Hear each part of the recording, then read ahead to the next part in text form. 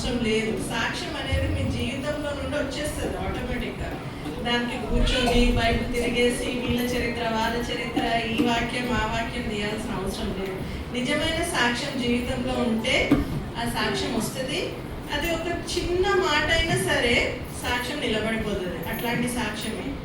So నా జీవితంలో కూడా పెద్ద నేను సాక్ష్యం పంచుకొని ఒక ఇది ఏదో ప్రయాణం చేసేదానైతే కాదు, కానీ నా జీవిత ఒడుదుడుకుల నుండి, నా జీవిత సుఖ సంతోషాల నుండి నన్ను దేవుడు ఆశీర్వదించిన విధానాలు, నన్ను దేవుడి పిలుపుకి తీసుకొచ్చిన విధానంలో తప్పకుండా నేను పంచుకోవాలనుకుంటున్నాను. అయితే నా గురించి మీ అందరికీ తెలుసు. నా పేరు ఫ్రాన్సినా గిబ్సన్. అండ్ నేను 1987లో డిసెంబర్ 23వ తారీఖున హైదరాబాద్లో జన్మించాను. మా తల్లిదండ్రుల పేర్లు, నా తండ్రి పేరు రాజన్ డానియల్, మా తల్లి పేరు మధు. నాకు ఒక సహోదరుడు, ఆయన పేరు సోల్మన్ రాజ్. మాది క్రైస్తవ కుటుంబమే. అయితే మా కుటుంబం గురించి చెప్పాలంటే మా నాన్న వాళ్ళు 12 మంది, మా అమ్మ వాళ్ళు 5 మంది.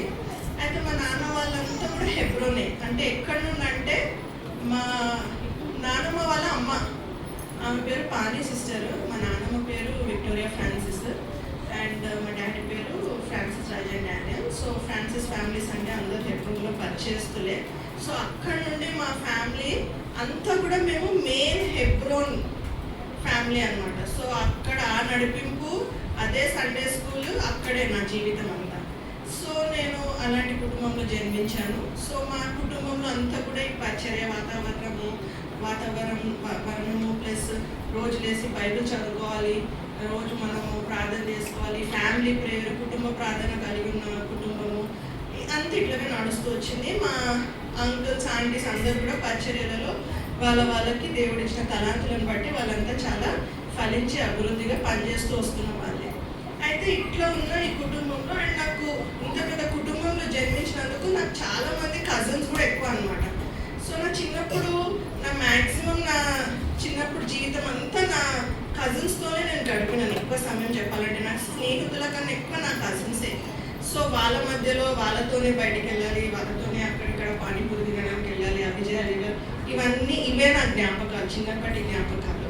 దీంట్లో మా ఆంటీ ఒకరు ఉండేటప్పుడు, మా చిన్నత, ఆమె చాలా సండే స్కూల్ పరిచర్యలు, ఇంకా పెద్ద పెద్ద సేవకులు కూడా ఎవరైనా హెబ్రోన్కి వస్తే వంట చేసి పంపివ్వడము, వంట చేసి ఇవ్వడము. ఎస్పెషల్లీ మా ఫ్యామిలీ అంతా కొంచెం తమిళ్ ఫ్యామిలీ. సో తమిళ్ సేవకులు లాంటి థియోడర్ అంకుల్ గారు, పాల్ సుధాకర్ అంకుల్ గారు, ఇట్లాంటి పెద్ద ఫిలిప్ బ్రదర్ గారు, ఇలాంటి పెద్ద పెద్ద పరిచారకులు వచ్చినప్పుడు అన్ని ఇక్కడ నుండి వెళ్ళేటోళ్ళు అనమాట. అంటే వాళ్ళు అవే ఫుడ్ తినడానికి కొంచెం ఇష్టపడేటోళ్ళు. ఆ సమయంలో కొంచెం డేజీ ఆంటీ, దీనా ఆంటీ, వీళ్ళందరూ అంత పెద్ద పెద్ద వాళ్ళు కూడా ఉండేవారు, వేరే సిస్టర్స్ కూడా ఉండేవారు. వాళ్ళంతా ఈ తమిళ్ వంటకాలు చేయలేకపోవడం వల్లే. అయితే నా పని ఏముంటుందంటే అప్పుడప్పుడు అవి మొయ్యాలన్నమాట, తీసుకుపోయి ఇచ్చి రావాలా, నేను కానీ మా కజిన్స్ కానీ. ఇదొకటి. 2, ఇవి వాగ్దానాలు తీసుకుంటాం కదా ప్రతి సంవత్సరము. ఈ వాగ్దానాలు తీసుకునేది కూడా ఆమె కార్డ్స్ తీసుకొచ్చేది ఇంటికి. వాటికి బొమ్మలు గీయాలి. అప్పట్లో ఈ ప్రింటింగ్ ఇవన్నీ లేవు. నేను చిన్నగా కొన్ని సంవత్సరాలు అంటే బొమ్మలు. అయితే ఆమె తీసుకొస్తే మేము బొమ్మలు గీయాలి, మేము మా కజిన్స్ అట్లా. ఇట్లాంటి చిన్న చిన్నవేవి కొంచెం ఏమైనా కాలంలో వచ్చినాక మాకు మమ్మల్ని తీసుకుపోయి కిచెన్లో పడేశారనమాట మా ఇంట్లో. ఏంటి అంటే అక్కడ కూర్చొని నేను వాక్యం వినడం కన్నా ఎక్కువ అంట్లు తోమాలి, ఊడవాలి, లేకపోతే టీలు అందియాలి సిస్టర్స్కి. ఇలాంటి పనులు ఎక్కువ నేను యూత్ క్యాంప్స్లో చేయడం జరిగింది. అయితే ఇట్లా ఉంటున్న ఈ సమయంలో నా సండే స్కూల్ అంతా కూడా హెబ్రోనే. నిజం చెప్పాలంటే హెబ్రోన్ సండే స్కూల్లో నేనేం వినలేదండి. నేను ఒప్పుకుంటున్నాను. నేను హెబ్రోన్ సండే స్కూల్లో అంకుల్, మన దేవదాస్ అంకుల్ కానివ్వండి, మన వినయ్ అంకుల్ కానివ్వండి, శామ్యుల్ అంకుల్ కానివ్వండి, ఇంకా పెద్ద పెద్ద ఆంటీలు అందరూ కూడా నాకు పరిచయం ఉన్న వాళ్ళే. వాళ్ళు ఎంత మొత్తుకొని వాళ్ళ గొంతు దించుకున్నావేవి నా బుర్రలోకి ఎక్కలేదు. సారీ, బట్ ఇది నిజం. అది పోలే నా బుర్రలోకి ఎక్కలే. కానీ నేను రక్షింపబడింది యూత్ క్యాంప్లోనే. ఎప్పుడైతే నేను ఆ కిచెన్ ఎన్వైరన్మెంట్లో బాగున్నానో అక్కడ స్వర్ణ ఆంటీ, మీకు అందరికి తెలిసి ఉండొచ్చు, రీసెంట్ టైమ్స్లో చనిపోయిన స్వర్ణ ఆంటీ. ఆమెకు నేను కిచెన్ పనులలో అసిస్ట్ కూడా చేసేదాన్ని అప్పుడప్పుడు. సో ఇంత కిచెన్ డ్యూటీస్లో ఉంటుండేది. కానీ అక్కడ ఆంటీ వాళ్ళు చెప్పేటోళ్ళు, ఊరికి ఇక్కడే ఉంటారే, మీరు వాక్యం కూడా వినండి అని అనేటోళ్ళు అనమాట. అట్లా అనుకోకుండా నేను వెళ్ళి విన్న వాక్యం, థియోడర్ అంకుల్ వాక్యం ద్వారా రక్షింపబడిన నేను. పాల్ సుధాకర్ అంకుల్ వాక్యం ద్వారా కూడా నేను రక్షింపబడిన. అప్పట్లో యూత్ క్యాంప్ అంటే మాకు Theodore uncle, Paul Sudhakar uncle వీళ్ళు రావాలా, వాళ్ళది ఒక ఉజ్జీవం ఉండేది మాకు హెబ్రోన్లో. ఆ ఉజ్జీవ సభలు అనుకోండి, ఇంకా అప్పట్లో అవే మాకు. సో ఆ జనరేషన్కి చెందిన మనిషినే నేను. నాకు తెలిసి నా జనరేషన్, నా సండే స్కూల్ ఫ్రెండ్స్, లేకపోతే మా హెబ్రోన్లో నా జనరేషన్ వాళ్ళంతా కూడా వీటన్నిటికీ చాలా రిలేట్ అవుతారు. మేమందరం వాళ్ళ ద్వారానే, వాళ్ళు పట్టుకున్న ఆత్మలు, వాళ్ళ ద్వారా మేము చాలా సంధించబడిన వ్యక్తులు. అయితే ఇట్లాంటి సిచ్యువేషన్స్లో నుండి ఎదుగుతున్నప్పుడు నేను కొంచెం పెద్దగా అయ్యాను. అప్పుడు నాకు ఒక బైబిల్ లేకుండే, బైబిల్ కూడా నాకు సరిగ్గా లేకుండే. నాకు ఇంకా రోజు ప్రార్థన చేసుకోవాలని ఆశ నా అంతటా నాకు వచ్చింది అన్నమాట. బైబిల్ కూడా లేనప్పుడు నేను ఇదే మా ఆంటీని, మా అత్తమ్మని అడిగినాను, మా చిన్నత్తనే నాకు ఒక బైబిల్ కావాలి అంటే ఆమె తెప్పించింది. అప్పట్లో ఓఎం నుండి బైబిల్ తెప్పించింది, ఇంకా ఉంది నా దగ్గర ఆ బైబిల్. నా పెళ్ళికి కూడా అదే బైబిల్ వాడినాను నేను. సో నాకు అదంతా ఫేవరెట్ బైబిల్. ఫస్ట్ టైం నా దగ్గర ఒక బైబిల్ వచ్చింది, దేవుని మాటలు ఎరుపు రంగుతో రాసి ఉంటాయి అన్నమాట. అంటే ఎరుపు రంగుతో రాసింటే దేవుడు చెప్పిన మాటలు అని మనకు తెలుసు కదా. అట్లా వచ్చిన ఫస్ట్ బైబిల్ అది. సో అట్లా ఆ బైబిల్ ద్వారా అది చదవడము, అట్లనే నేను కొంచెం సండే స్కూల్ యాక్టివిటీస్ ఆమెతో పాటు కూడా కొన్ని అక్కడిక్కడ చేయడం, చిన్నవి, చాలా చిన్నవి. నాకు తెలిసి ఆమె కూడా చాలా గుర్తుండిపోయిండొచ్చు నేను ఏమేమి చేసిన అని. ఏమో అక్కడక్కడ అట్లాంటి పనులు చేసుకుంటూ వచ్చేదాన్ని. కానీ ఆత్మీయత, ఒక ఆత్మీయ కుటుంబంలో పుట్టగానే వాళ్ళు ఆత్మీయులు అవుతారు అనుకోవడం మాత్రం అది తప్పు. నేను కూడా అదే అనుభవం నుండి వచ్చినాను.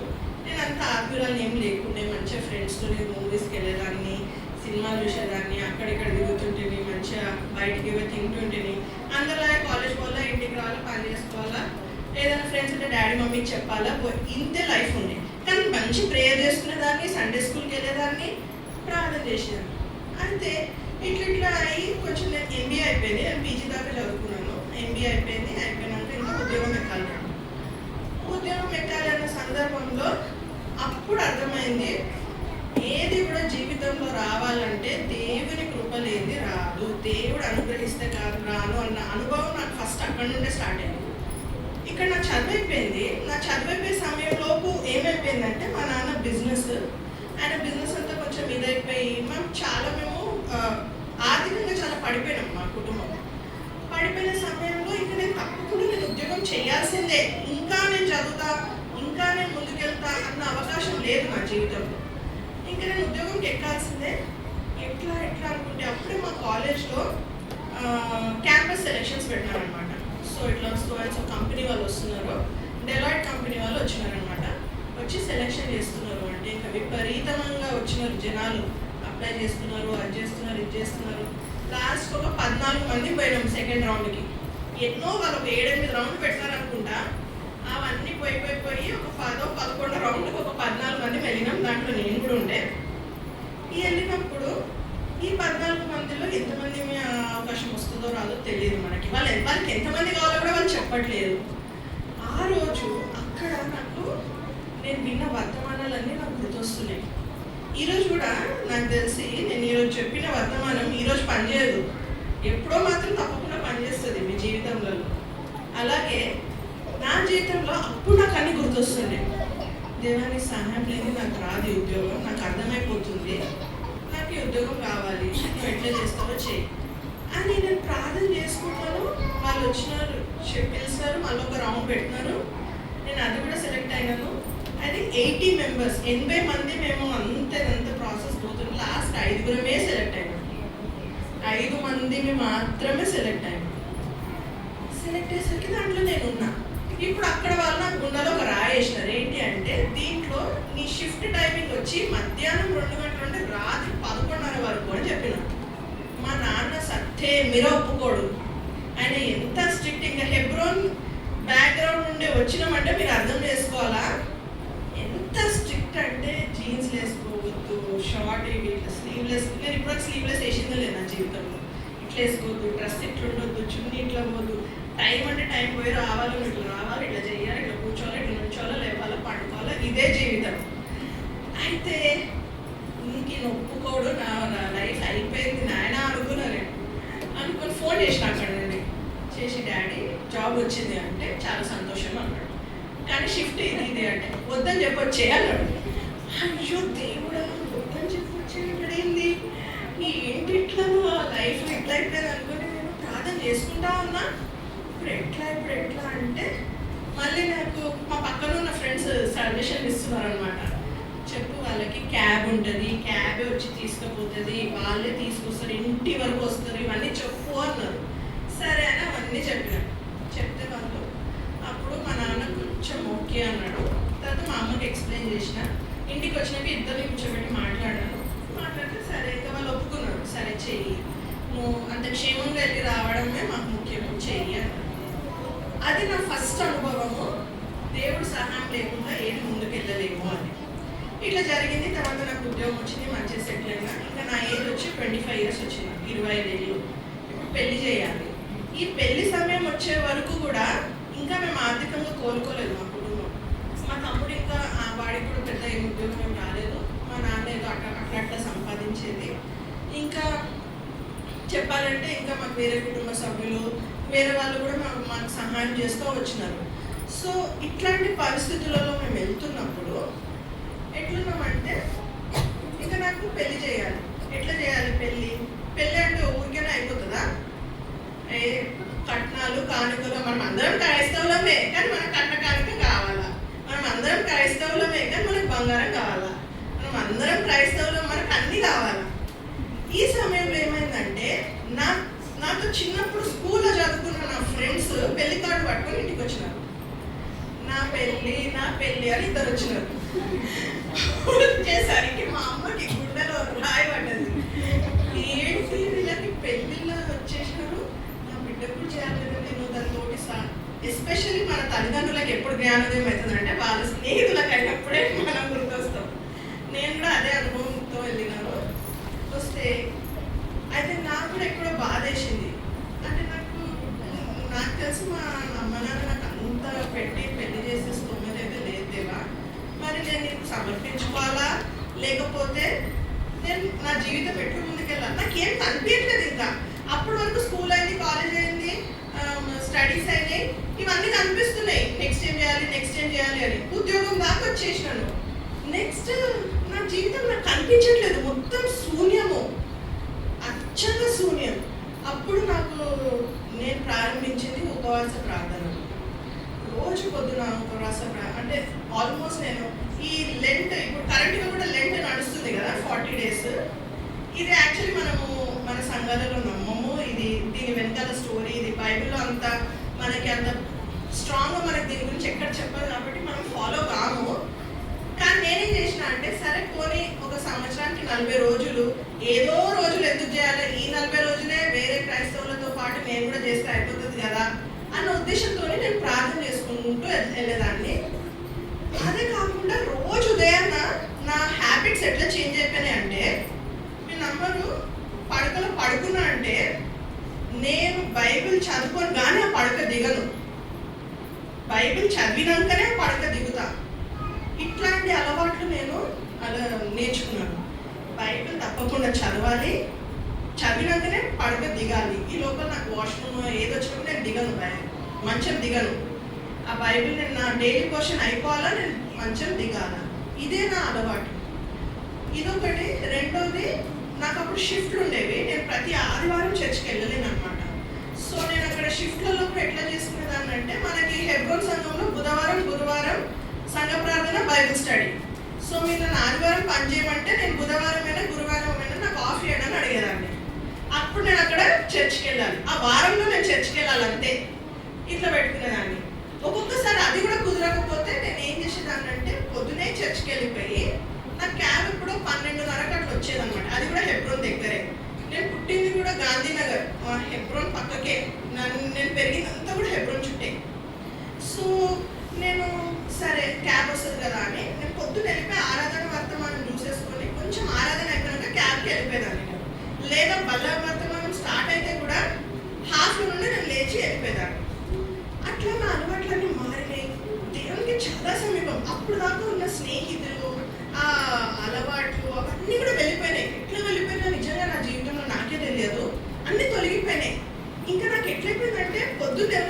కనిపిస్తాడు నా జీవితంలో. ఫస్ట్ దేవునితో మాట్లాడుకోవాలి, దేవుడు నాతో ఏం మాట్లాడతాడో వినాలి.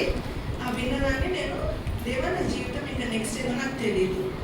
ఈ సమయంలో మా అమ్మ నా ఇంట పడేది, కొన్ని ఫోటోలు దిగు, చీర కట్టుకొని దిగు, అది కట్టుకొని దిగు, నేను అక్కడ పెడతా, వీళ్ళకి ఇస్తా, వాళ్ళకి ఇస్తా, ఆ హెబ్రోన్ ఆంటీకి ఇస్తా, ఈ హెబ్రోన్ ఆంటీకి ఇస్తా అంటే నేను అస్సలు దిగను, నువ్వు ఏమైనా చేసుకో, అట్లా నా ఫోటోలు చూసి నన్ను చేసేటప్పుడు నాకు వద్దు అనేదాన్ని.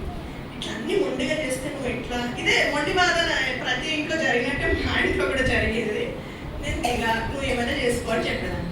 అయితే ఒకరోజు December 23, 2012లో జాన్ స్టీవర్ట్ గారి భార్య రేచల్ ఆంటీ మా ఇంటి ఎదురు ఒక పెద్ద ఆవిడ చనిపోయింది.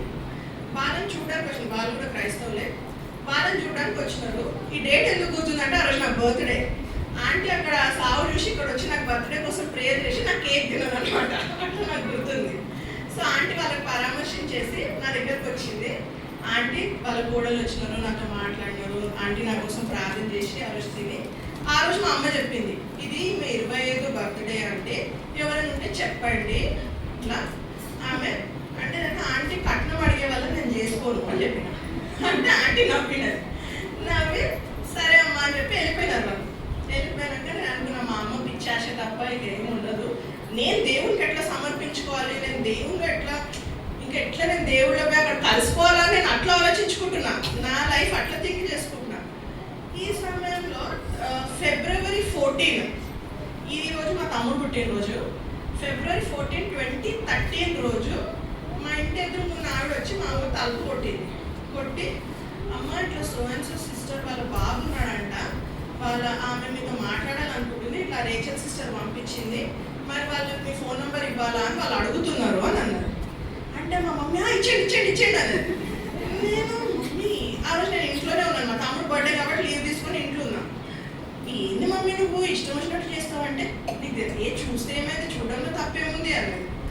సరే అని చెప్పి వెళ్తే బాబు డీటెయిల్స్ అన్ని పంపించినారు, దీప్స్ అని అవి డీటెయిల్స్ అన్నీ వస్తే అన్ని చదువుతా ఉన్నా ఆయన కోసము. హెబ్రోన్ సండే స్కూల్ టీచర్ అని ఉంది అక్కడ.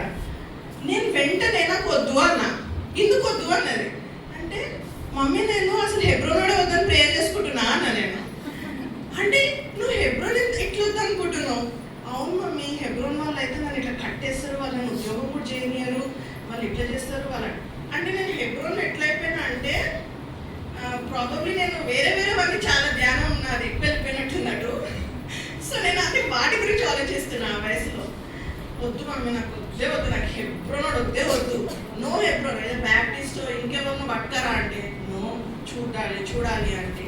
ఇంకా మా మమ్మీ ఇంకా మా అత్తమ్మ వీళ్ళు మాట్లాడుకోవడం, ఇవన్నీ అవ్వడం, వాళ్ళు చూడడం, వీళ్ళు చూడడం, దీప్సన్ ఇంటికి వచ్చి చూడడం. ఈ పరిస్థితుల్లో దీప్సన్ కూడా చాలా ఆయన దాంట్లో ఆయన ఇదైపోయి ఆయన కూడా పెళ్ళి వద్దు అనుకున్న స్టేజ్లో ఉన్నాడు. అట్లా మేమిద్దరం ఒకరికొకరు ఎదురుపడడం జరిగింది. అయితే సరే దీప్సన్ సంబంధం వచ్చినాక చాలా ప్రార్థన చేస్తూ వెళ్తాను. ఇక్కడ నాకు వచ్చిన వాగ్దానం 1 John, 1 యోహాను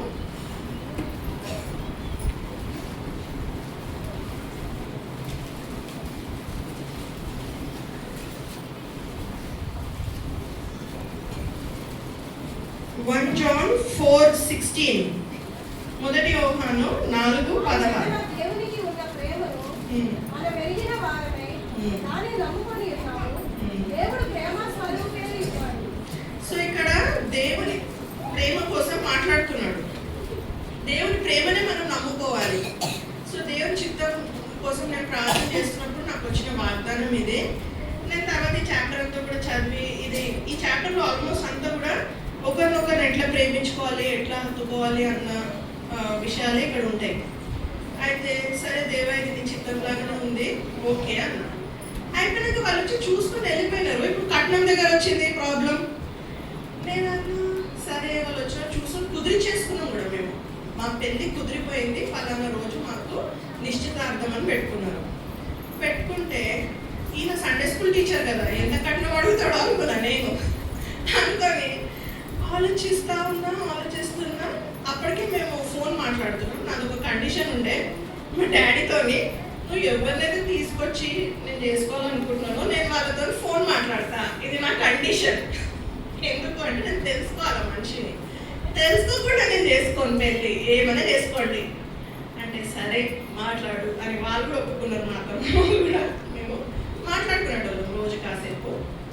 సో ఆ రోజు ఏం చేసిన అంటే నాకు తెలిసింది ఏంటంటే మరుసటి రోజు ఒక రోజు దీప్సన్ వాళ్ళ మమ్మీ డాడీ మా ఇంటికి వస్తారు, పెళ్ళి ఎట్లా చేద్దాం, కట్న కానుకలు ఏంటి అని మాట్లాడడానికి వస్తారు. ఆ రోజు రాత్రి నేను ఆఫీస్ వేసి వచ్చి ఫోన్ చేసిన దీప్సన్కి, మీరు కట్నం తీసుకోవాలనుకుంటున్నారా అని అడిగిన, మీరు ఇవ్వగలుగుతారా అని అడిగినాడు. అంటే ఏదో మాకు ఉన్నంతలో మేము ఇస్తాంలే అని అన్నాను.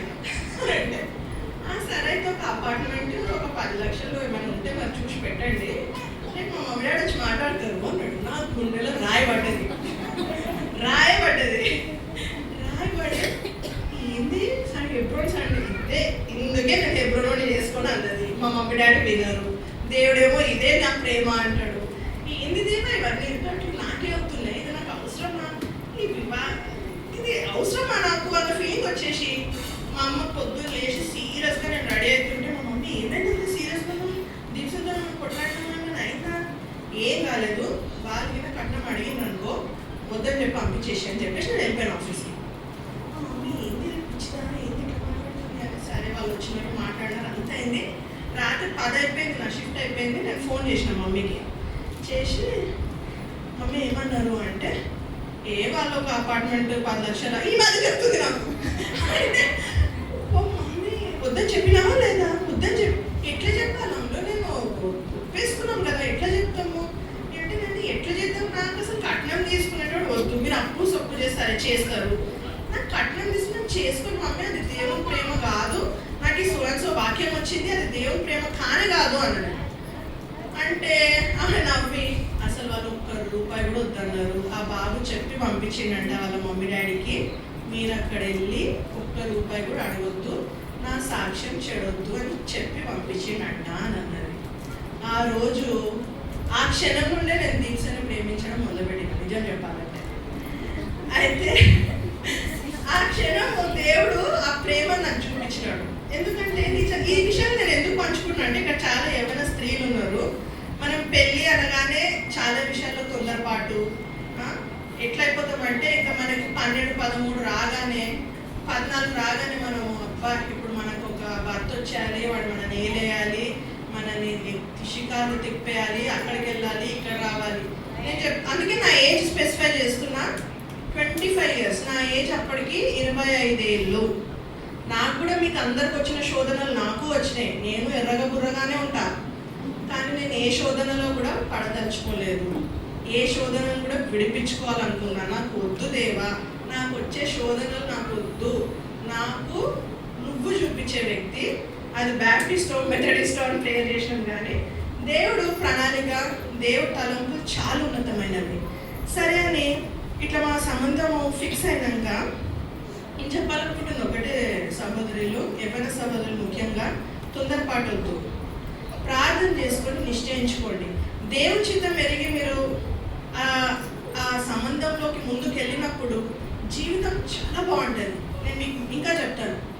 దాని తర్వాత అయిపోయి మా వివాహం జరిగింది. వివాహం జరిగినాక అందరికి వచ్చినట్టే మాకు కూడా అర్థం చేసుకోవడానికి టైం పట్టింది. అక్క మీరు ఫస్ట్ ఫోన్ మాట్లాడుకుంటారా, టైం పట్టిందా అంటే అవును పట్టింది. మేము మహా అంటే తిప్పి ఒక 4 వారాలు మాట్లాడుకున్నాము. అప్పటికే పెళ్ళి అయిపోయింది. చాలా ఒడిదుడుకులు, ఆయన నన్ను అర్థం చేసుకోవడానికి, నేను ఆయనను అర్థం చేసుకోవడానికి. వీళ్ళు ఒక బాబు పుట్టేసినాడు. బాబు పుట్టి మనము ఒక పిల్లల్ని కన్నాక మన స్త్రీలో మనలో ఎన్నో మార్పులు వస్తాయి. ముఖ్యంగా మనకు హార్మోనల్ చేంజెస్ చాలా అవుతాయి. ఆ హార్మోనల్ చేంజెస్ అవన్నీ నేను కూడా గోత్రు అయినా.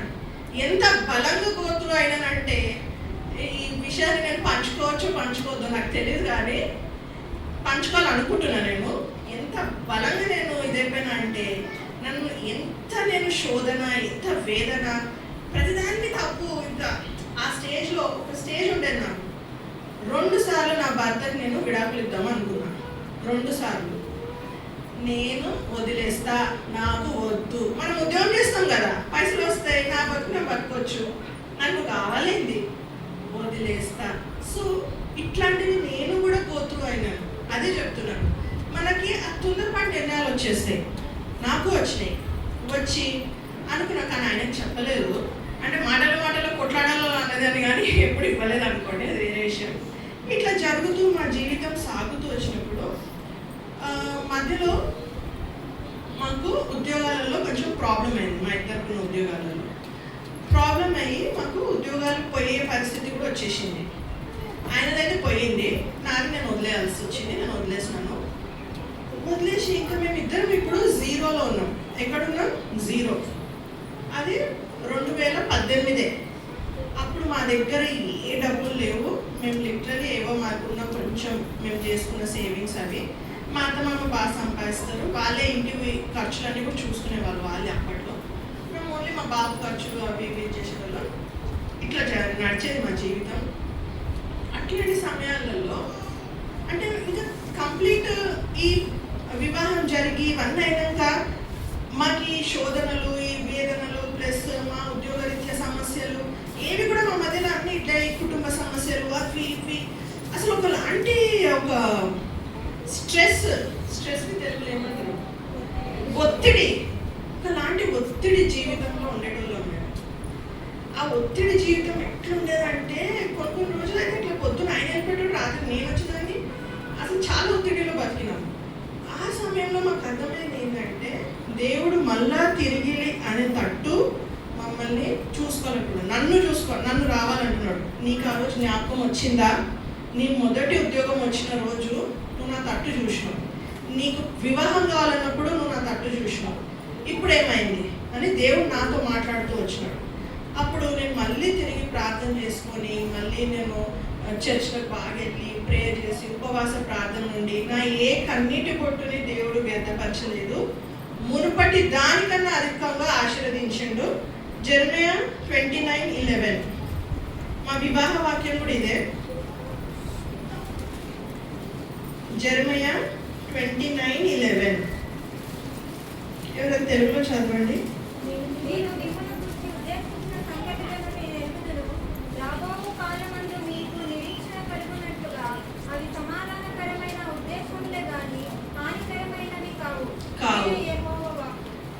సో ఇంగ్లీష్లో ఇంకా బాగుంటుంది, thoughts of peace and not of evil. సమాధానకరమైన ఉద్దేశంలే కానీ హానికరమైనవి కాదు. ఈ వాగ్దానం ద్వారానే మేము వివాహంలో జతపరిచినాము. మేము ఓకే అనుకోని అంత అయినాక దీప్సర్ ప్రార్థన చేసుకుంటే ఆయనకు వచ్చిన వాగ్దానం ఇది. మేము తీవడంకుల దగ్గర ప్రార్థన చేయించుకోవడానికి వెళ్ళినప్పుడు అంకుల్ మాకు ఇచ్చిన వాగ్దానం కూడా ఇదే. మా పెళ్ళికి కూడా ఇదే వాగ్దానాన్ని మేము ప్రచురించినాము. సో నేను ఈ వాగ్దానాన్ని నేను క్లెయిమ్ చేస్తూ వచ్చినాను. దేవా, ఈ వాగ్దానం నువ్వు నాకు ఇచ్చినావు. సో నీవి సమాధానకరమైనవి కానీ హానికరమైనవి కాదు అని అంటూ వచ్చి దీంతోనే నేను ముందుకెళ్తే మాకు మునుపటి దానికన్నా ఎక్కువ జీతం ఉన్న ఉద్యోగాలు వచ్చినాయి. ఇట్లా వచ్చి మేము అప్పుడే చెరుకుమడత బీబీఎస్కి మాకు పిలుపు వచ్చిందనమాట. దీప్సని ఒక పలానా మనిషి కలిసి రండి బీబీఎస్ చేద్దాము, మీకు వాళ్ళు తెలుసంట అదంట ఇదంట అని చెప్పి మేము ఇక్కడికి ఫస్ట్ టైం నేను ఆయనతో రావడం జరిగింది. దానికన్నా ముందే ఆయన చాలా సంవత్సరాల నుండి పరిచర్యలో ఉన్న వ్యక్తి. ఆయన గురించి మీకు అందరికీ తెలుసు. సో నేను అక్కడ మొదటిసారి వచ్చినప్పుడు నాకు ఇక్కడ ఫస్ట్ టైం నాకు ఇచ్చిన రెస్పాన్సిబిలిటీ ఏంటి అంటే పిల్లల్ని కంట్రోల్ చేయడం. సరే అని పిల్లల్ని కంట్రోల్ చేయడంలో నేను చాలా నమ్మకంగా చేసుకుంటూ పోయినాను. తర్వాత నాకు ఇచ్చిన రెస్పాన్సిబిలిటీ ఏంటంటే సండే స్కూల్ మెటీరియల్ని డివైడ్ చేయడం. సరే, సండే స్కూల్ మెటీరియల్ కూడా డివైడ్ చేసుకుంటూ పోయాను. అప్పుడు నాకు లెసన్ ఇచ్చినప్పుడు అప్పుడు నాకు తెలిసింది నేను ఎక్కడున్నా అని, ఆత్మీయంగా నేను ఎక్కడున్నా అని. ఇప్పుడు పిల్లలకి చెప్పాలంటే ఫస్ట్ నాకు తెలియాలి కదా. నేను చిన్నప్పటి నుండి చర్చికి వెళ్తాను, చిన్నప్పటి నుండి హెబ్రోన్ సండే స్కూల్, చిన్నప్పటి నుండి ఆత్మీయ కుటుంబం, చిన్నప్పటి నుండి పెద్ద వాక్యాలన్నీ విన్నాను. కానీ ఇప్పుడు నేను చెప్పాలంటే నేను ప్రశ్నించుకున్నాను, నన్ను నేను సరిదిద్దుకున్నా, చాలా ధ్యానించిన, నా భర్త దగ్గర నుండి కూడా కొన్ని టిప్స్ తీసుకున్నాను. చిన్న పిల్లలకి ఎట్లా టీచ్ చేయాలి అనేవి కొన్ని విషయాలు నేను నేర్చుకొని అదే దాన్ని చేసుకుంటూ దేవుడిని ఎంతగా ఆశీర్వదిస్తూ వచ్చినానంటే ప్రతి సంవత్సరం ఆ సంవత్సరం నుండి ఈ సంవత్సరం వరకు ఎక్కడ నా బీబీఎస్ పరిచయం, నేను ఎక్కడ బీబీఎస్లోకి వెళ్ళినా కూడా, పోయిన సంవత్సరం మా ఇంటి దగ్గర ఇంకొక హెబ్రోన్ అనుసంధమైన చర్చ్ ఉంది. నేను హెబ్రోన్ బీబీఎస్ వెళ్ళలేక అక్కడికి వెళ్ళినా జస్ట్ నా బాబుని తీసుకొని వెళ్ళి అక్కడ కూర్చోవాలి అని అక్కడ ఎవ్వరు తెలియదండి. ఫస్ట్ టైం అక్కడ దగ్గరలో ఉందని వీడికి ఒక బీబీఎస్ ఉండాలి అన్న ఉద్దేశంతో నేను అక్కడ తీసుకెళ్ళి దేవుడు అక్కడ కూడా నాకు పరిచర్యం పెట్టాడు. వాళ్ళందరూ కూడా ఎంతో ఆత్మీయంగా నాకు దగ్గరైనారు. వాళ్ళు కూడా నన్ను బీబీఎస్ టీచర్గా గుర్తించి నాకు క్లాసెస్ ఇవ్వడం స్టార్ట్ చేసినారు అక్కడ. సో ఎక్కడైనా దేవుడు ఆశీర్వాదం, ఎక్కడైనా దేవుడు ఇట్లా. ఇలాంటి సమయంలో 2019లో నా భర్తకి ఒకరోజు బాగా వామిటింగ్స్ అయినాయి. సరే ఏం లేదు కదా అని హాస్పిటల్కి వెళ్తే అక్కడ మాకు టెస్ట్ల మీద టెస్టులు చేసినాక తెలిసింది ఏంటి అంటే ఆయన 2 కిడ్నీలు ఆల్మోస్ట్ 60% చెడిపోయినాయి అని తెలుసు. అప్పటికి నాకు వివాహం అయి జస్ట్ 5 సంవత్సరాలు. నా చేతిలో 4 ఏళ్ళ బాబు ఉన్నాడు. ఇంకా నాకు జీవితం అంతా శూన్యమైపోయింది. అప్పుడు కూడా నేను క్లెయిమ్ చేసుకున్న వాగ్దానం ఇదే, దేవా జెర్మియా 29:11 ఏమైంది, నువ్వు చెప్పినావు నేను నీ పట్ల నా తలంపులు ఉన్నతమైన కానీ హానికరం కానివి, నిరీక్షణ ఇచ్చేవి. నా నిరీక్షణ ఇంతేనా? సో నాకు 5 ఏళ్ళ దాంపత్య జీవితమేనా? నాకు ఈ చిన్న బాబుని పెట్టుకుని నేను ఇట్లా ఉండాల్సిందేనా? నాకు తెలిసి ఇది కాదనుకుంటా. నేను ఏవైతే క్రాస్ చేస్తూ వచ్చినానో నాకు తెలిసి ఇది కాదు నువ్వు నాకు జీవితంలో పెట్టింది, ఇది కాదు నువ్వు నాకు ఇవ్వవలసింది, ఇంకేదో ఉంది, దాన్ని బయలుపరచు. ఇంకా నేను నీకు కమిట్ అయిపోతా. ఇప్పుడు నేను ఒప్పుకుంటా, ఇప్పుడు నేను నీ దగ్గర ఒప్పుకుంటా అని ఉదయం నీకు చెప్పిన ఒప్పుదల అప్పుడే వచ్చింది నాకు. ఆ రకమైన ఒప్పుదలలోకి నేను వచ్చినాను. దాని తర్వాత నేను కమిట్ చేయడం స్టార్ట్ చేసిన. అయితే ఈయన మంచిగా ఉన్నప్పుడు ఈయన జస్ట్ హెబ్రోన్ సండే స్కూల్లో అక్కడ లోకల్ పరిచర్యలు చేసేటప్పుడు కానీ హైదరాబాద్ వదిలి చేయాల్సిన పరిచర్యలు అన్నీ కూడా ఈయనకి ఆరోగ్యం దెబ్బతిన్నాకనే వచ్చినాయి. వచ్చేసరికి ఇంకా నేను ఆయనని సహకరించాలి, నేను ఆయన సహకారిని, నేను అర్థం చేసుకోవాలి. ఆయనని లేదు నీకు బాగలేదు నువ్వు ఉండిపో అని నేను చెప్పొద్దు. సో నేను సరే అని ఇంకా ఓకే ఆయనతో పాటు నేను హెల్ప్ చేయాలన్న దీంతో నేను కూడా ఎక్కడ ఆపలేదు. మేము దాన్ని కొనసాగిస్తూనే వచ్చినాము. ఈ కొనసాగింపులో మీరు నమ్మరండి, మేము ఎప్పుడైతే ఈ నిబంధన చేసుకున్నామో, ఎప్పుడైతే మేము ఈ ఖచ్చితమైన నిర్ణయం వచ్చినామో, వ్యక్తిగతంగా కానివ్వండి కుటుంబంగా కానివ్వండి, మేము వెళ్తాము, మేము పరిచర్య చేస్తాము. హెబ్రోన్ కానివ్వండి, ఇక్కడ కానివ్వండి, బేతెల్ కానివ్వండి, ఎక్కడైనా కానివ్వండి, మా లోకల్ చర్చ్లో కూడా కానివ్వండి, పిలుపొచ్చిందా వెళ్ళాలి. ఇలాంటి సమయంతో వెళ్తున్నప్పుడు ఎక్కడ మమ్మల్ని దేవుడు ఆశీర్వదించకుండా ఆగలేదు. నా ఇంట్లో ఆశీర్వాదం వెదజల్లింది, నా ఇంట్లో ఆరోగ్యం సంపూర్ణంగా ఉంది. అదే నాకు వారానికి 3 సార్లు డయాలసిస్ వెళ్తాడు. నీ ఇంట్లో ఆరోగ్య సంపూర్ణత ఎట్లుందంటే ఉంది. నా ఇంట్లో సంతోషం ఉంది, నా ఇంట్లో ఆశీర్వాదం ఉంది. నేను చెప్పగలుగుతున్నా ఈరోజు దేవుడు నా ఇంటిని నా గిన్నె నిండి పొర్లుచున్నది. నా మ్యారేజ్కి తీవ్రంకుల మెసేజ్ గిన్నె నిండి పొర్లుచున్నది, ఇదే ఉండే అంశం. నా గిన్నె నిండి పొర్లుచున్నది. నా భర్త ఏ రోజు నాకు ఏది తక్కువ కానీ, ఒక భర్త ఒక తండ్రిగా ఆయన బాధ్యతలు, ఒక కొడుకుగా ఆయన బాధ్యతలు, ఒక అన్నగా ఆయన బాధ్యతలు, ఒక అల్లుడిగా ఆయన బాధ్యతలు, ఒక ఆఫీస్లో ఒక ఉద్యోగకర్త ఆయన బాధ్యతలు, ఆయనకున్న పరిచర్యలు ఆయన బాధ్యతలు. నేను అంతే, ఒక కూతురుగా నా బాధ్యత, ఒక భార్యగా నా బాధ్యత, ఒక అమ్మగా నా బాధ్యత, ఒక కోడలుగా నా బాధ్యత, ఒక అక్కగా నా బాధ్యత చేసుకుంటూ వెళ్ళాల్సిందే. మేము ఎక్కడ ఆగలేదు, దేనికి ఆగము. ఇంకా మా ఇంట్లో మమ్మల్ని ఆపుతారు, వద్దు ఇది చేయకండి, ఇది ఆరోగ్యం బాగాలేదు, వీటిలో రావద్దు, దాంట్లో చేయొద్దు. కానీ మా బాధ్యతలు ఏదో నెరవేర్చేటట్టు మాకు ఆ బాధ్యతకరమైన ఒప్పుకోలు నాకుంది కాబట్టి, ఆ బాధ్యతకరమైన ఒప్పుకోలు నా భర్తకు ఉంది కాబట్టి ముందుకెళ్తున్నాం. దేవుడు ఆశీర్వదిస్తున్నాం.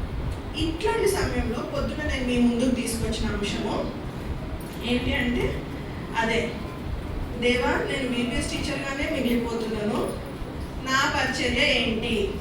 ఇంతవరకు బాగుంది, నా భర్తకి నువ్వు ఒక పరిచర్యలో పెట్టినావు, ఆయన ముందుకెళ్తున్నాడు, నేను సహకారినిగా నేను చేయవలసిన దాంట్లో నాకు సహాయం చేస్తున్నావు, నా చీకట్లో వెలిగే దేవుడుగా, నా బలహీనతలో బలమైన దేవుడిగా, నా అజ్ఞానంలో జ్ఞానం ఇచ్చే దేవుడుగా దేవుడు నా జీవితంలో ఉన్నాడండి. ఇట్లాంటి దేవుడివి మరి నా పిలుపు ఏంటి నాకు చూపెట్టు అన్నప్పుడు దేవుడు ఆ రోజు నేను 31st నైట్ వెళ్ళి వాగ్దానం తీస్తే నాకు ఇచ్చిన వాగ్దానము డ్యూట్రానమీ ద్వితీయోపదేశ కాండము 28:12. డ్యూట్రానమీ 28:12.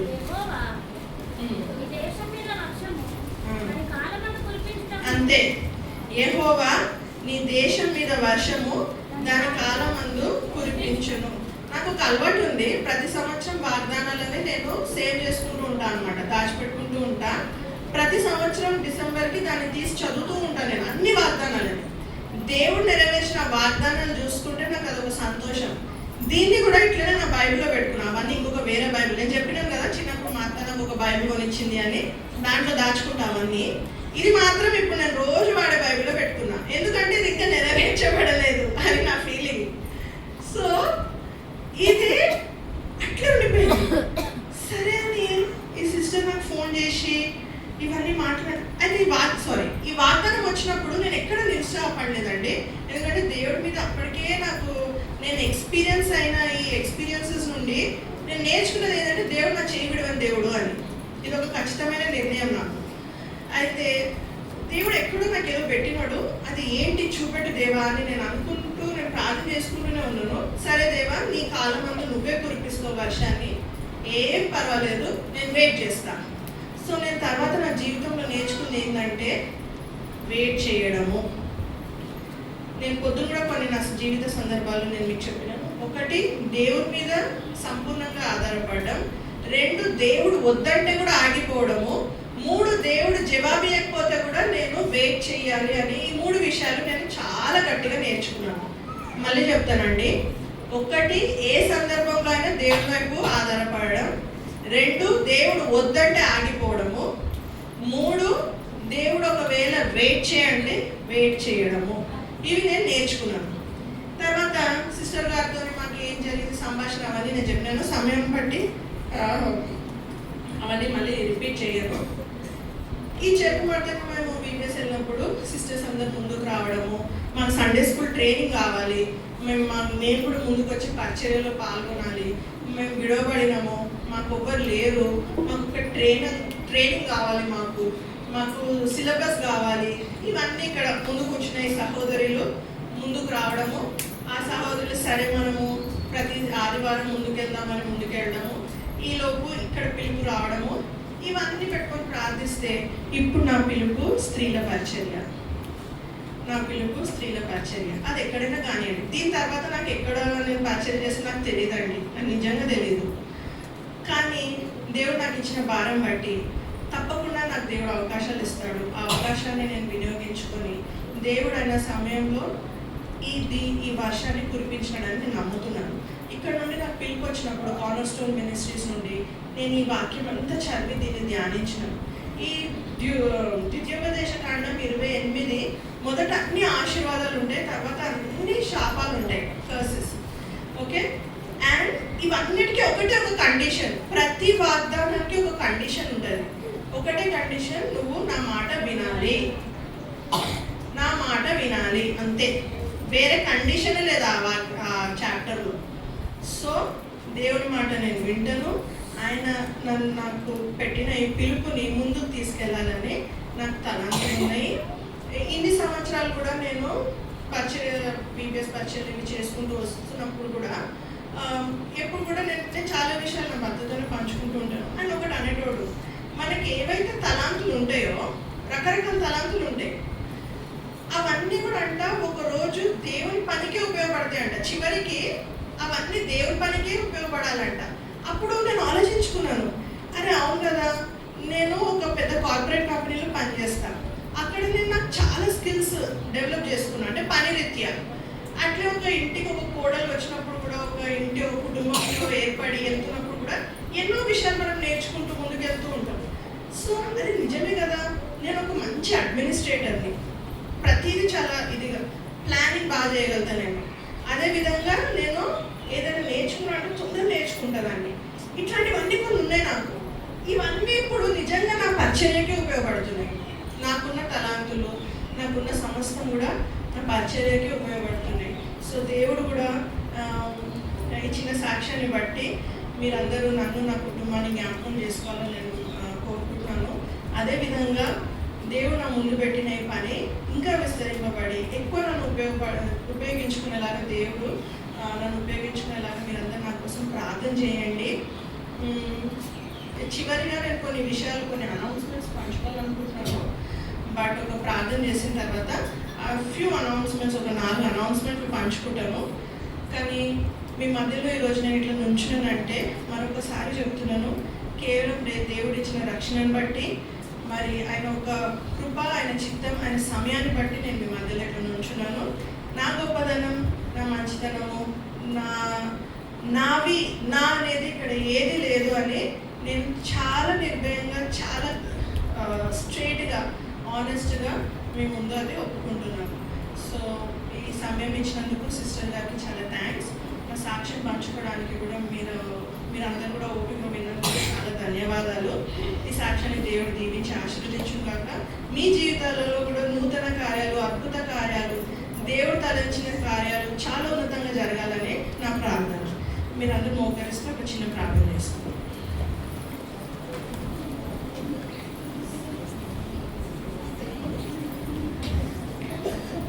ప్రేమగల జీవన మా తండ్రి, రాజులకు రాజా, ప్రభులకు ప్రభా, తండ్రి మహోన్నతుడు, అద్భుతకారుడు, ఆశ్చర్యకరుడా తండ్రి, మరి ఉదయం నుండి ఇప్పుడు వరకు తండ్రి, మరి ఈరోజు దేవా మరి ఇక్కడ కార్నర్ స్టోన్ మినిస్ట్రీస్లో స్త్రీలకు కూడిగా మేము జరపడానికి మీరు వచ్చి ఇచ్చిన సహాయానికి వందనాలు తండ్రి. ఇంతవరకు కూడా క్షేమంగా ఇక్కడ వచ్చిన వాళ్ళందరినీ తండ్రి మీరే జ్ఞాపకం చేసుకోండి. వాళ్ళని క్షేమంగా తీసుకొచ్చినారు. మరి మేము చివరి ఆఖరి ఘట్టంలో ఉన్నాం. తిరిగి మేము ఎవరి నివాసాలకు వాళ్ళు వెళ్ళినప్పుడు తండ్రి క్షేమంగా తీసుకెళ్ళండి. ముఖ్యంగా వచ్చిన ప్రతి ఒక్కరు ఆత్మను సంధించాలని నమ్ముతూ విశ్వసిస్తున్నాము తండ్రి. ఉదయం నుండి తండ్రి వ్యక్తపడిన వాక్యాన్ని వాళ్ళ జీవితంలో కేంద్రీకరించండి.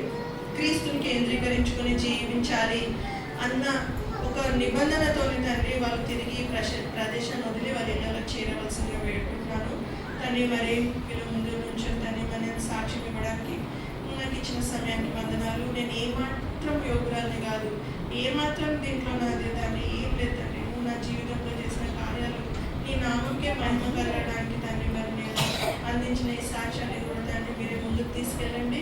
వాళ్ళ జీవితంలో కూడా ఉన్నత సాక్ష్యాలు, ఇక్కడున్న ప్రతి ఒక్క స్త్రీ జీవితంలో నుండి ఉన్నత సాక్ష్యం తండ్రి నీ కోసం బయటికి రానట్లు వాళ్ళని నడిపించాల్సిందిగా వేడుకుంటున్నాను. మరి ఇంతవరకు మా ఆయన చేసిన ప్రతి ఒక్క శాంతి వందనాస్తులు చెల్లించుకుంటాం. రాబో కాలంలో కూడా అద్భుత కార్యాలు చేసే గొప్ప దేవుడు నమ్ముతూ విశ్వసిస్తూ ఈ చిన్న ప్రాంతం పెట్టిన ఏసునామములో ప్రార్థించి వేడుకుంటున్నాను తండ్రి. అయితే ఒక 5 నిమిషాలు తీసుకుంటాను నేను. మీరు ఇక్కడ చెరుకుమడత అనుబంధ సంఘాలు, అలాగే కార్నర్ స్టోన్ మినిస్ట్రీస్ వారు, రామాపురం చర్చ్ వాళ్ళు, మీరంతా కూడా మాతోని ఎంతగానో సహకరించి బీబీఎస్ మినిస్ట్రీస్లో గత కొన్నేళ్ళుగా పాల్గొంటున్నారు. ముఖ్యంగా మీ అందరికీ వందనాలు. మీ అందరి ప్రార్థనలను బట్టే మేము అక్కడ పరిచర్య చేయగలుగుతున్నాము. మీ అందరికీ తెలిసిందే అక్కడ పొలం చాలా ఉంది, విస్తారం ఉంది, కానీ మాకు అక్కడ పనిచేసే వాళ్ళు చాలా తక్కువగా ఉన్నారు. సో మీ నుండే మాకు ఎంతోమంది పనిచేసే వాళ్ళు రావాలి, ముందుకు రావాలి. మాకు దేవా ఇప్పుడు అక్క పొద్దు నుండి చెప్తుంది, ఒక పిలుపు ఉంటుంది, మా పిలిపేది దేవా, మాకు పిలుపు ఉందో లేదో, మేము ఏం పని చేయాలో లేదో, మాకేం తలాంతులు ఉన్నాయో లేదో, ఇట్లాంటి క్వశ్చన్స్ మీకు ఉండొచ్చు. చెప్తున్నా మీరు ఏ పనైనా చేయొచ్చు. మీరు ఆ బీబీఎస్